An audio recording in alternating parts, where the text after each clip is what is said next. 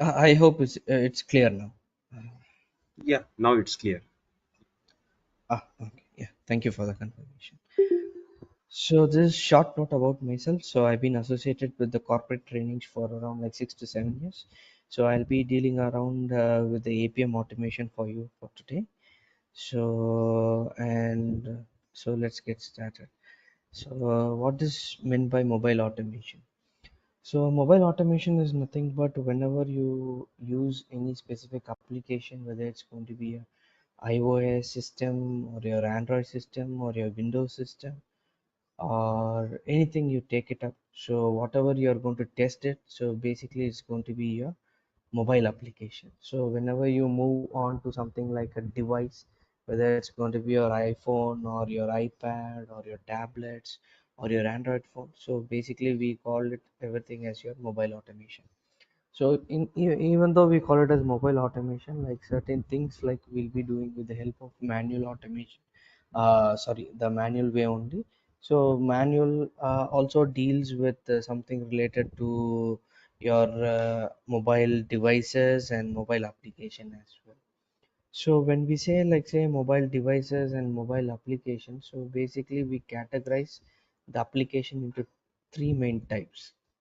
So basically, what is these types is nothing but whenever you hold a device. So basically, you need to identify like what type of application you're going to deal with, or like say what type of application you're going to test with. So based on that, we have like say we categorize mobile applications into three different categories, which is nothing but your native application, web application, and hybrid application. Simple as it is. So, why we need to know all these things is like say, so before we test any application, whether you're going to test it manually or through automation, so you need to understand how your application is going to perform or what is your application is used to do it. So, due to this particular factors, so we need to know like what is our application is going to be. So basically, you can see like say what is a native application. So basically, we'll all use your mobile devices and iPads or your tablets. So whichever like inside the device, you might have like an app store or a play store. So whichever application is available as part of app store or a play store, basically we call it as your native applications. So because why we call it as native applications, like basically they are defined and they are configured in such a way to perform that particular operation on that particular device. You cannot mix an iOS application to Android. That means like you cannot do something like I want an iOS application to work on an Android. So that is not possible because when it comes to a native application, if it's going to be performing on the iOS, it should be perform only on the iOS if it cannot work on your Android. And similarly, when you take the Android, so whatever is the APK or the application available, most of you like by any chance, just I'm giving you a question. So by any chance, have you noticed like what is the extension of your application in your mobile devices? Whether it's going to be an iOS or an Android, maybe anyone can answer. Like you can unmute yourself and you can. APK file you're saying? Yes. So APK is for Android, you mean? Yes, yes. Okay. Yeah, good. Thank you. So for iOS, anyone have an idea like what is the extension of the application?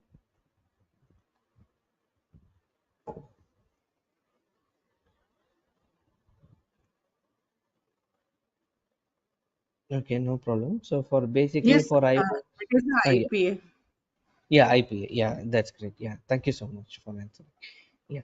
So for as you know, like for Android, it's going to be an sorry, APK package, APK, and for iOS, it's going to be your IPA. So as you see, the extension itself is totally different. So you cannot mix both these stuffs, or you cannot install vice versa for the installation. So this is how basically the native application will exist, and it will be like this going forward as well. So native applications is the main thing, because every app is developed based on either the Play Store or your App Store. So next segregation is going to be your web application. So web application is nothing but your device will hold your native browsers.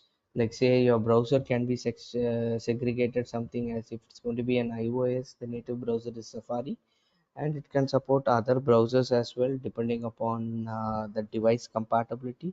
It can be Chrome, it can be Firefox, it can be Brave browser, so any browser it can be. So and similarly, like again we have it in an Android, like we have like different browsers, and sometimes native browsers also available. If you take the custom skin applications, like say Samsung, OnePlus, or those kind of things, they have like what is it base OS available, and based on that, on top of it, each organization will build their own customizations. So when you take their customization, Samsung has its own Internet Explorer kind of stuff, and OnePlus, I'm not sure about the name, it also has one. And apart from this, we can also have Chrome, Firefox, Brave browsers, and all these things we can have it up. So whenever your application open on a mobile device or any device on a browser, we call it as your web application, because certain application doesn't require an app depending upon the customer base. Everything it can do it with the help of web application itself. But if you notice it slightly in the Chrome or your browsers, so it will have an extension starting like say m.facebook.com, m. Website, some random website.com, something like that. So that means like say the particular version that you're using in your device is configured for the mobile only version. So that means like say when you open the browser in your mobile device, so it is configured in such a way like it will be open, or it can open inside the mobile device. So this is how basically a web application will work. And next one is like quite interesting one, let's call it as a hybrid. So hybrid is it's nothing but it's a combination of your native application and your web application. But basically, your hybrid is nothing but your web application altogether. So it is being constructed with the help of HTML5 and JavaScript containers, and then it looks like an application, simple as it is. But it's not exactly an application. It's just a web page that is being opened. So that's what we call it as a hybrid application. So why I'm telling you about this segregation is like say, even though this doesn't affect your automation testing or your manual testing on your mobile application, big thing, but considerably knowing like what application you're going to do will make your work much more easier, because I know I don't need to create a package for a web application. Just I need to go to Chrome or Firefox and then invoke that particular package and enter the URL and go, and we can continue. Similarly, when it's going to be your native application, I don't need to have a web page. Just I need to install the package or the IPA file, and then I can continue. So this is how basically it varies actually. So that's why an understanding of our application plays a major role, and our understanding is also plays a vital part of it. So any doubts still here so far?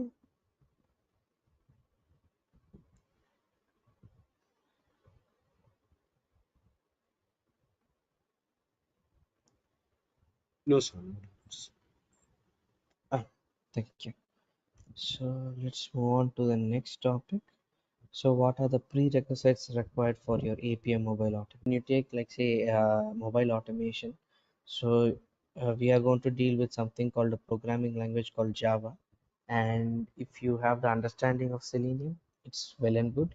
But again, I kept it under optional because everyone is here to learn, so we can learn everything. So Selenium, if you know it, it will be easier for you to learn APM, much more easier. And for Android SDK, you need to hold an Android Studio. So again, it's going to consume a lot of space inside your laptop or your desktop. And Xcode, we need to have it, but it's only for your iOS. So why these two things, the Android SDK and your Xcode is nothing but, so Android SDK is used to create a simulator for your let's say it's going to try to create some Android home for a particular machine so that you can recognize the devices. So whether you're going to connect the real device or the simulator or emulator, anything, it doesn't matter. So you need to have something, you need to hold something like Android SDK so that you can able to create a device and use the device. And similarly, how for an Android SDK or an Android Studio is available, for iOS you need to have your Xcode. So basically we need to create something called a XCUI test, where again you can create, or again with the help of Xcode uh, uh, you can have a simulator or emulator, and also you can have a real device to connect and check whether it's working or not. So these four components are important, out of which, like say, Selenium is, I'm keeping it as optional for now. So it's always like good to have a knowledge on Selenium. So does anyone have a prior experience working in Selenium over here?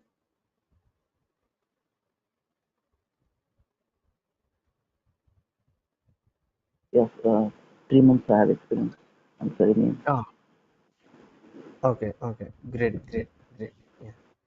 Okay, so if you know Selenium, it would be really great. If you don't know, also not a problem. Like you can learn it as a fresh. So these are the prerequisites actually. So again, those last two things, Android SDK and XUI test. So if you hold a Windows machine, like you can install the Android SDK, and but your machine will tend to become little slow because it's like occupies around like minimum of 10 GB actually. So you are going to create a real device, so obviously it takes a lot of space.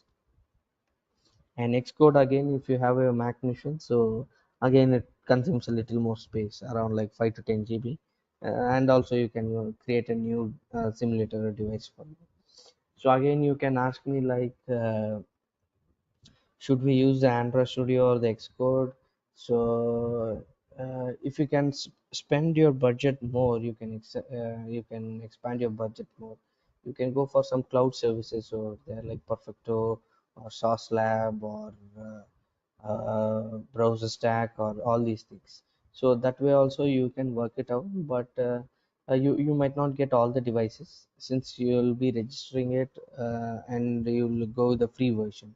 So free version again, I think it comes around like 1 or 2 months.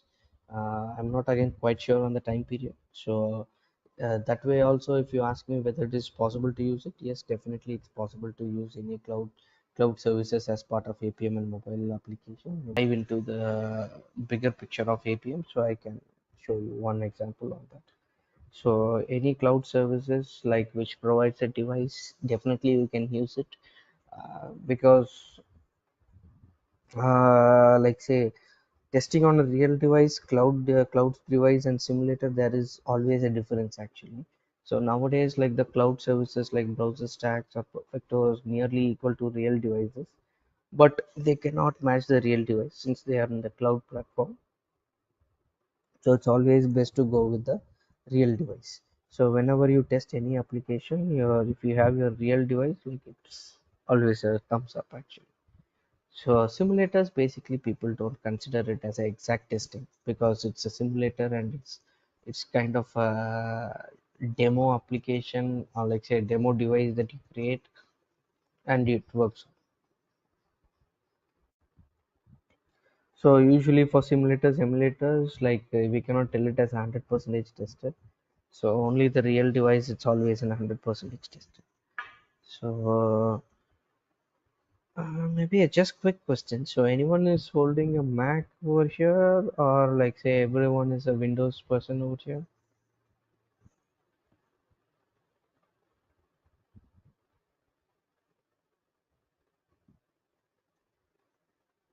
I have a both. Actually, Ah, I'm using a Office Mac laptop okay, and personal is the Windows. okay, great. Yeah, thank you. So I assume like other peoples are also using like Windows. So it's not like say I'm forcing you to go to Mac. So it's like if you want to learn things around, like it's for iOS testing, Mac is a good way. If not, like try to patch up with some browser stack or something where you can get at least one machine. I'm not quite sure whether you will get it or not. In a demo version, I remember like you get like one device with iOS from the cloud service. So that we basically we'll be seeing one example for iOS, like how to set up and all those things stuff. So you can also have a practice on that. Yeah. So that's the main tip. So let's move on to the next one. So what about the APM? So our basic thing. So APM. So APM is nothing but it's an open source framework you use for your mobile automation, and it covers the different platforms as well. So you can cover iOS, and there was one more platform available, Windows. So I still remember like we used to test Windows as well as with the APM, and it supports like almost a variety of programming languages. So when you say programming languages, like say now the latest things like Docker and all those image stuffs going around, like APM has something to do with that as well. So you can create an image for your APM and then you can use that one as well. And again, like as we had discussed previously, it supports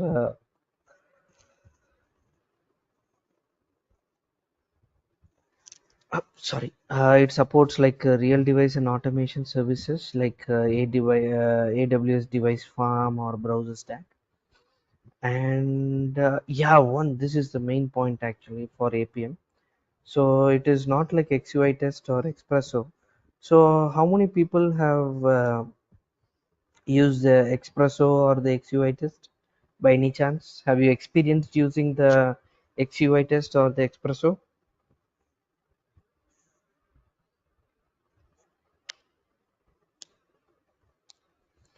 Maybe I am assuming it as a no, because like most of our testing happens only through the GUI, graphical user interface.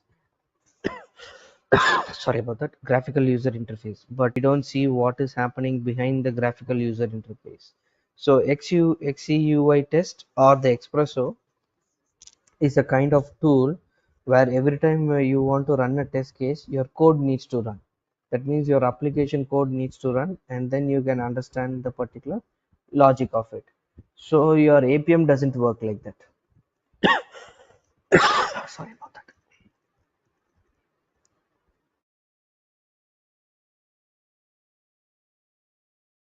So your APM doesn't work like that. So basically, how does an APM work is like say you need a package or an IPA file that requires to be installed inside a device, and there is an interaction happening with the help of your actions that you're going to write and the graphical user interface as well. So basically the XUI test or the Espresso, what happens is like say it doesn't require the application itself. So what it will do is like it will run its code on the developer's code actually. So it will perform some kind of unit test and then, but if you ask me whether it will be like that, it is not like a package or an IPA file. So it's a separate domain actually altogether. So it's quite interesting one as well. So you can try it up few examples. So if you're an Android user, like Windows user, Espresso will be a easier one. So just download your Android Studio and just walk through some Espresso tutorials. So it will be very quite interesting. So if you want me to show, maybe I can also show one small demo, maybe in the upcoming sessions. And again, so again, that's what we have mentioned over here. The APM doesn't work on the application code directly, but with the application itself. So the application itself means the package or your IPM. Okay. Okay. So any doubts here so far till now?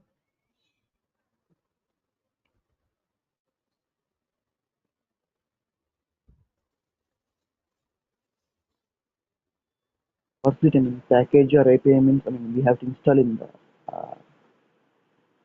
in the device. Yes. Okay, fine.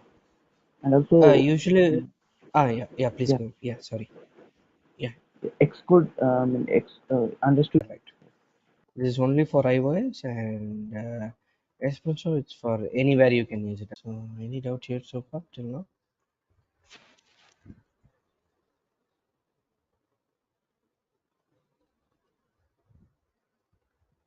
Can you please repeat on the APK file, sir? Sorry, APK file. Yeah, yeah. Yeah. So APK file is nothing but it is the package actually. So what your developer basically does is like he compiles the code and give you as a APK file. So or we call it as a package actually. So you can either install it separately, getting it from the developer in an Android device, or else what you can do it is like if your company's alpha or beta tester, you can go to the particular Play Store and then download it up. So basically, APK is nothing but like it's a package which consists of the developer's code. So Play Store, but you still have the package file. So I meant like say package is nothing but APK file. You can have it. APK Okay, file. So you have your APK file and you download it from somewhere, like say from a cloud service or something. Because usually what happens is like whenever a developer completes his code, he pushes the particular APK file inside a cloud service, and from there you can download it up inside the you maybe it might be an AWS cloud service or Azure cloud service, anywhere it can be there. So to your device from your laptop commands also it will be helpful for you to install your APK file or package or IPA. thanks. So Thanks. I am thank you. So, so I Yeah, heard yes, that Android has some issue with the installation, and the latest version is not. We are unable to install the latest version of the APM. okay, you mean the Android Studio, you mean? No, no, APM tool itself. Okay, okay. So the APM like you can use it two different ways actually. So one is like directly you can download it, like you can go to your website, like say you can go to like say APM uh, downloads. Just you can go to the APM download. The official forum itself will be available. So where you can download it. So usually I don't recommend directly downloading the desktop version of it because sometimes there is a lot of issue available in the desktop versions when you see like maybe let me see. Okay, so there okay, let me put it like this APM desktop version. Just you can try it out. So Node is the best way to handle your APM because you can go to your terminal, like say I'm using a Mac, but it's also like compatibility with the Windows as well. So we have something called a NPM. So we need to install your Node, and then we need to install through Node the APM. We need to install it up. So I hold a APM via Node actually, which makes it more comfortable and easier to use it up. So whenever you have it, like say you can do it as APM start and that's it. Uh, sorry about that.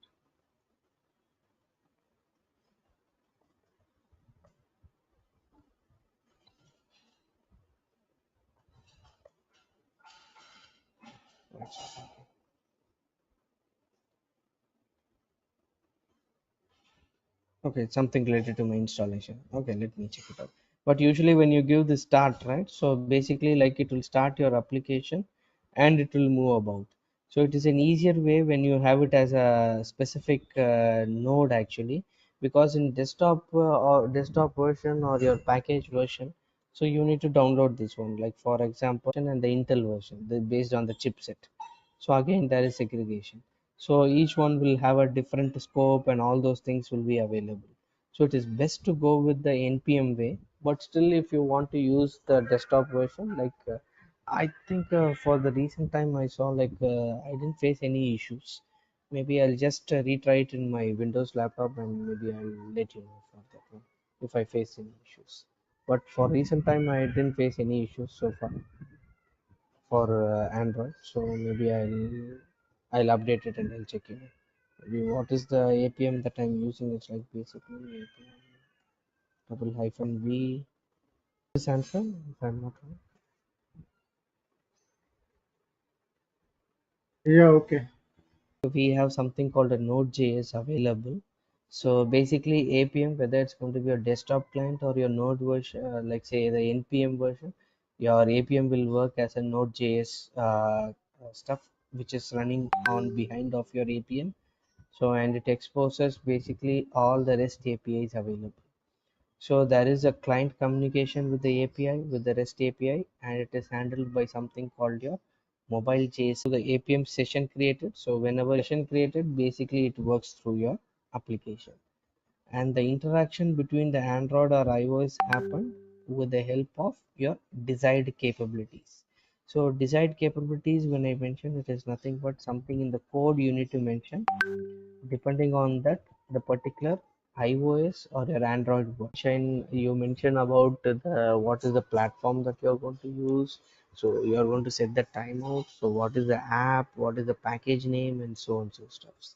So it will be like a very interesting one, the desired capabilities.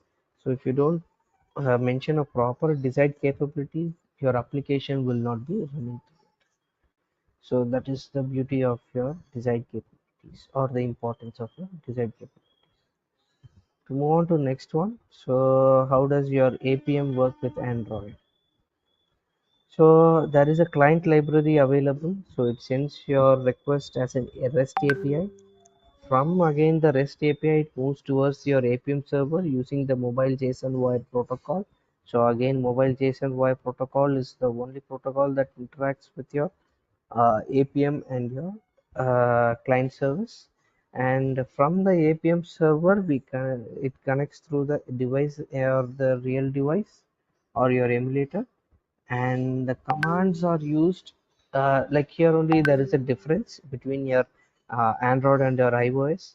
So the device how it performs is like with the help of something called your bootstrap.jar file. Okay, based on your bootstrap.jar file, all the commands that you are going to send it from through the APM, it will be performing it on the device. And it is and how does the Android device understands it? So your Android device understands with the help of something called your UI automator. So this UI automator is the most important thing. So it will be important for you to identify the elements in an Android device. But in iOS, it's a different scenario. I will explain it in the next slides. So and the UI automator is your client. So this is how basically the underneath operation of a Android with the APM will be working. So whenever like say in your interview if somebody asks you need to use these jargons like say mobile JSON wire protocol, bootstrap jar file, and UI automator in order to answer the question like say how does an APM work with Android. So similarly with respect to the Android, so we also have something called your iOS. So how does an iOS work?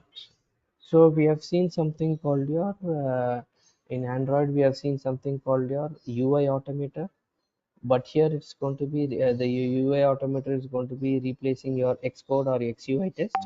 So that's the only difference. And your UI automator, like we have an additional one over here. We call it as a WebDriver agent. We have something called a WebDriver agent. The APM uses Apple's native. So let's start it off this one. So how does it work in an iOS? It's like in iOS, it's like a one complex thing extra it will be using it. So making our application testing a little more complex. So APM uses Apple's native XUI test API to interact with the UI component of the application. The client library is available. It passes commands or it works basically with the help of REST API device. Since we are looking into the iOS configuration now and the command for your iOS. So WebDriver agent converts your iOS device the commands to be understand with the help of XUI test. So without the WebDriver agent, without the XUI test, your iOS will not work. But this WebDriver agent and XUI test is not available in Android. Android, we have separate UI automator available, which takes care of the interactions. We don't have even in Android the WebDriver agent. The WebDriver agent is exclusive for library files, whether it's going to be your Android or iOS. So this is how your Android and your iOS, how it works inside your background. So any doubts here so far till now?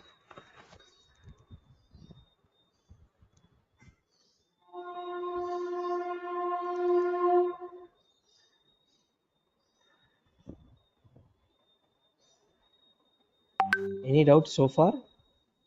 No, sir, no doubt. Okay, so I hope you understand these two slides. So these two slides are like mostly important. So you need to have an in-depth understanding to explain it to the interviewer. Like these are the.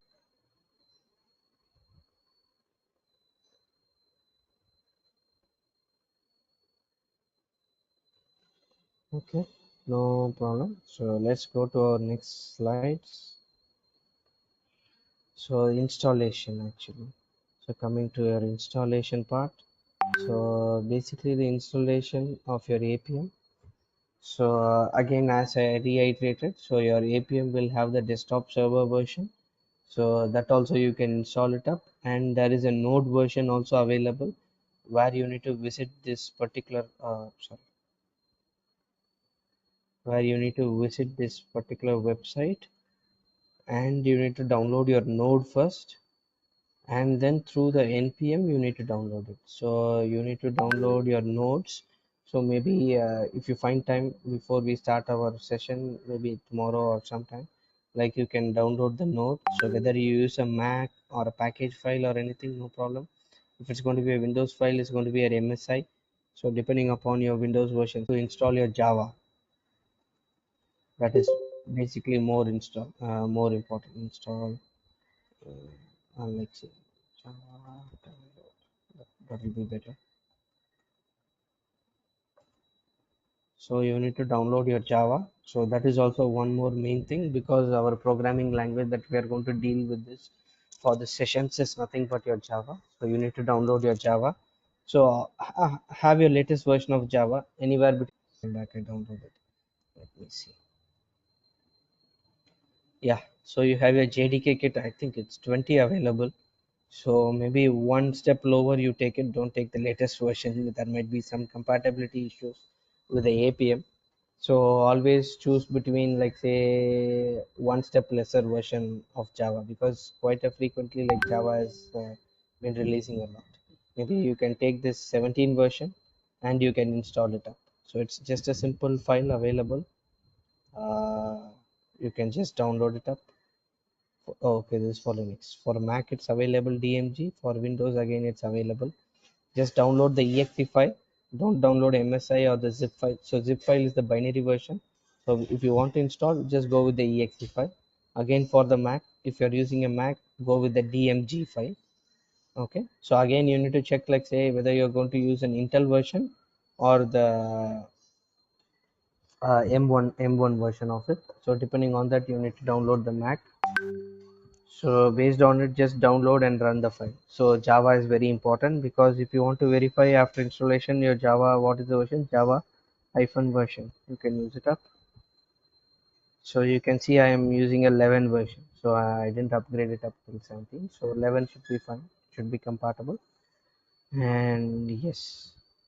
So Java is the main thing. So if you install the node actually, sorry, or the node.js one, so just click on this particular things, whichever is your, depending upon your version. And once you run through it, you can give, like, say, node hyphen version called npm. So npm is nothing but your node package manager. So you can check all these stuffs once you install your node. Okay. So these two are the main thing. So we need to have these two things. And then you need to install your APM. So APM, you can install it as a desktop server, be easier for you to use your npm and then start it up. So that will be a easier. If you are using a Mac, always go with the npm. So it is a very easier way of using it. So again, you need this particular link, or you can install it again like this as well. Just download it and let's run this command. And in Mac, there is something like a homebrew available. So where we have, like, say, we need to run this curl in order to check that, say, the brew commands are brew command related to Xcode is installed properly or not. And then we have something called mobile device. Brew install lib mobile device, where it's going to configure, or it makes use of the simulator or the real device that you are going to attach to your device. It makes sure this that it will work accordingly, and you can use it as it is, not related to the specific project. So when you mention like npm install -g represent global, then you install the iOS deploy. So it's one particular package inside your npm which makes your iOS device much more easier to handle. And brew cartonnage, it's again a supporting file for your specific device testing. So this installation is quite complex. Maybe once we deep dive into it, like we'll see it in depth, like how the APM is about. So still we have like 8 minutes. Commands is nothing but it's basically your commands which interacts with your devices. So one of the example easiest command that I can give is like if you set up all these things, try to do something like an example command or easier command. I can do it like say adb devices. So this is going to list all the devices attached to your laptop. So anything and everything, it will be included over in your ADB devices. So ADB devices will help your commands will help you to control the side loading of your applications and checking whether the device is compatible or not, even rebooting of your devices, and all those things your ATB commands will be supporting to you. So whenever you feel like even you can use it for your personal things as well. So whenever you feel your Android device is not working, or you want to root your device, or you want to erase the contents available in the device, your ADB commands is the way to go. No need UI, just through the commands you can delete it, you can do anything over there. It will be very easy. So there's just a simple introductory session, so I have not put